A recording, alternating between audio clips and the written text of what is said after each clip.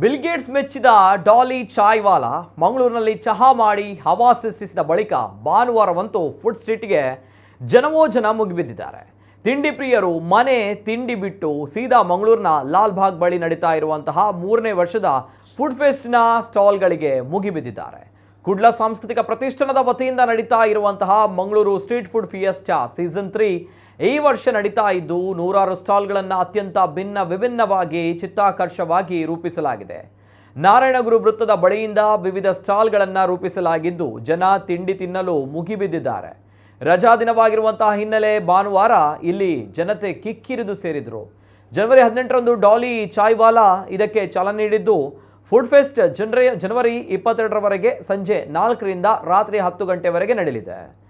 ಇನ್ನು ತಿಂಡಿ ಪ್ರಿಯರು ತಮಗೆ ಇಷ್ಟವಾದ ತಿಂಡಿ ತಿನಿಸುಗಳನ್ನು ಸವಿಯುವುದಷ್ಟೇ ಅಲ್ಲದೆ ಸಾಂಸ್ಕೃತಿಕ ಕಾರ್ಯಕ್ರಮಗಳನ್ನು ಕೂಡ ಈ ಸಂದರ್ಭ ವೀಕ್ಷಣೆ ಮಾಡಿ ಆನಂದಿಸಬಹುದಾಗಿದೆ.